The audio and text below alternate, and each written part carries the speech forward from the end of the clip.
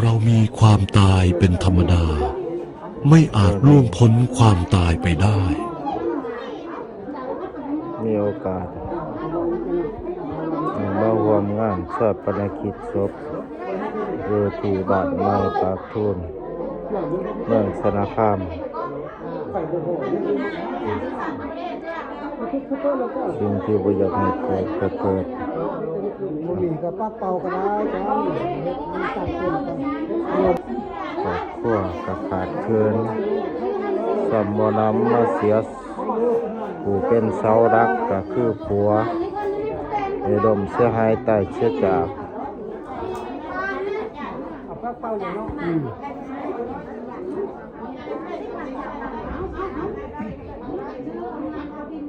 ตายบ่ได้ตายเจ็บตายไข้อันนี้ตายด้วยรถเนาะรถมันต้นสังฆังอาภิปุจยามะสุปฏิปันโนภะคะวะโตสาวกสังโฆสังฆังนามามินะโมตัสสะภะคะวะโตอะระหะโตสัมมาสัมพุทธัสสะนะโมตัสสะภะคะวะโตอะระหะโตสัมมาสัมพุทธัสสะตอนนี้ก็เกิดย้ายมาหอดที่ปลาเหี่ยวหรือว่าปลาสารักนะตู้เอาตู้ไปรักเถิงขนาดรถอ่ะแม่น้องใส่หน้าดอกไม่ต้องเถิงหน้า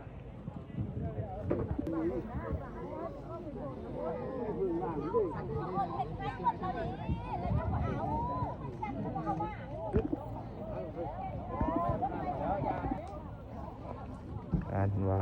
ความตายนี่แขนข้อถูกบาดยางตื่นมือเสาเห็นหนาจึงว่ายั่ง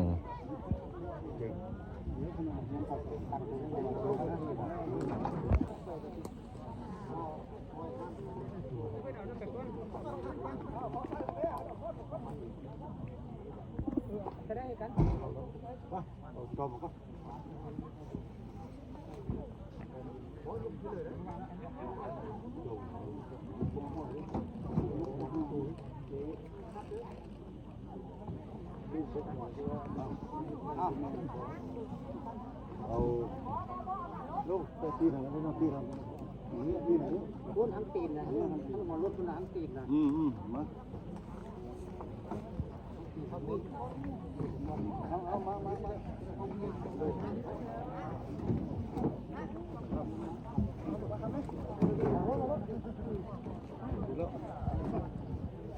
ต่ำมิจะพองเด้อซ้ำเธอก็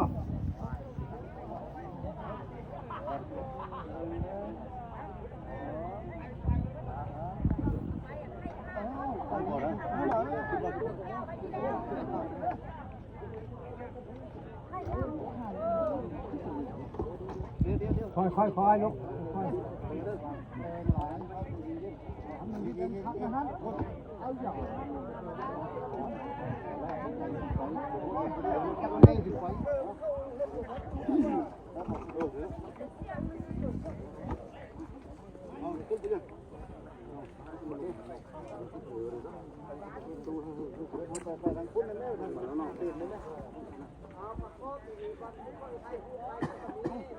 มือว่านนี่ยัง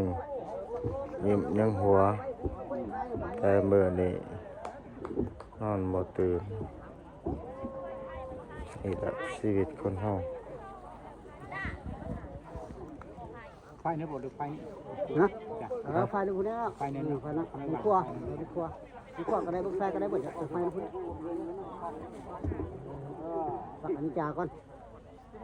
บุญให้เขาก็ได้แล้วบุญบุญมีบุญเกี่ยวกันนี่สักอันนี้จากแล้ว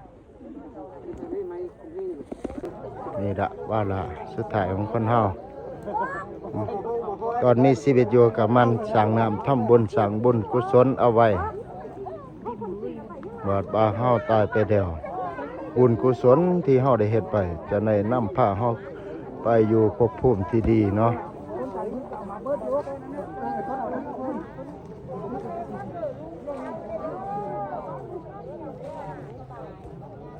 เ น้องมึงพวกมีขาผมเนอะ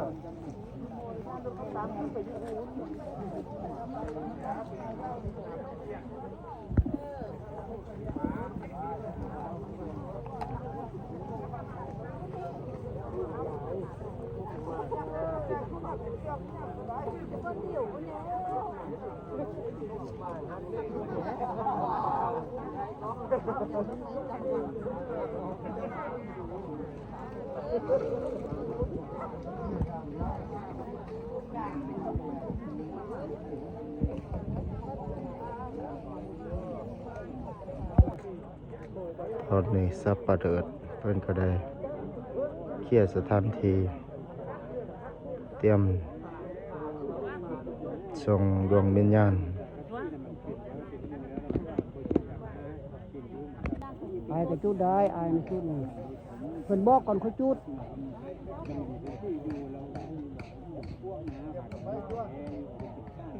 โอ้บางไฟนัดก็มีเด้เพิ่นบอกนี่ตื่นเข้าว่าอุ่นนี่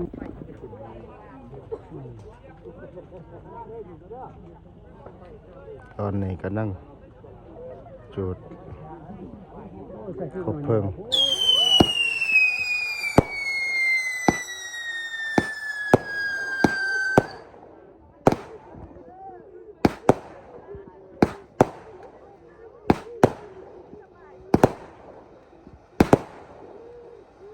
นี่แหละชีวิตอันนี้เจ้าตัดสังขาราเป็นความตายเช่นข้อทุกข์บาดยาง วะโตอะระหะโตสัมมาสัมพุทธัสสะนะโมตัสสะภะคะวะโตอะระหะโตสัมมาสัมพุทธัสสะนะโมตัสสะภะคะวะโตอะระหะโตสัมมาสัมพุทธัสสะสามัญตาจัก